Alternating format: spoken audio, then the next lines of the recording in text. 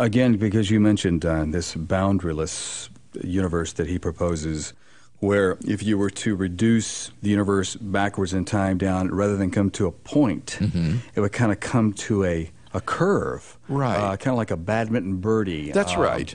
Why is that a more appealing model to him? It seems to, I mean, what's the difference between a cone and a point, you know? Well, the difference would be that the cone has an edge to that geometrical structure, whereas the badminton birdie doesn't have an edge. You can go right on through the South Pole and up the other side. And so as a result, the laws of physics don't break down anywhere in the model. But I think, as you're sensing, the model, in fact, involves an absolute beginning to time in the universe just as much as the standard model does. It just doesn't begin at a point of infinite density, space-time curvature, temperature, and so forth.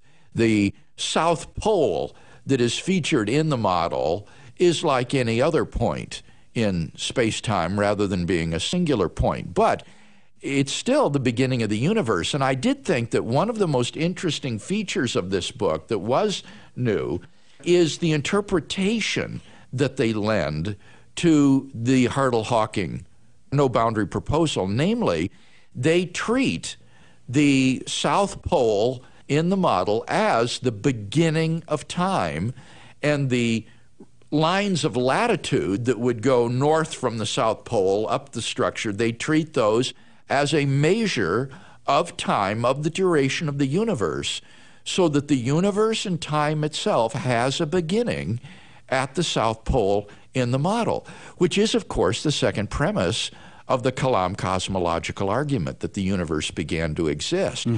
So rather than present this imaginary time regime that's pictured at the beginning of the model as timeless or just existing in a sort of tenseless way, they present this in the grand design as the absolute beginning of time.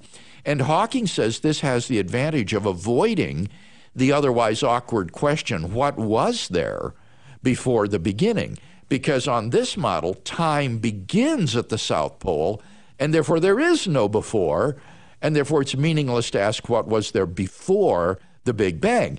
Now, what he doesn't seem to appreciate is that while that does effectively remove that question, the standard model with the singularity does exactly the same thing. It is meaningless to ask what took place before the singularity, because the singularity represents the boundary point of space and time, and therefore it's meaningless to ask what there was before. So the theist who believes that God created the universe will say, with respect at least to physical time, that while God is causally prior to the universe, he's not temporally prior to the universe. Traditionally, theologians have interpreted God to be timeless, and therefore he would not exist temporally prior or chronologically prior to the beginning. The answer to the question, what was there before the Big Bang, in a chronological sense, is nothing. There wasn't anything. But God is causally prior to the Big Bang, but not temporally prior. Okay. So I found the book actually to be very supportive of theism and of natural theology, at least with respect to the cosmological argument. The Kalam in particular, then.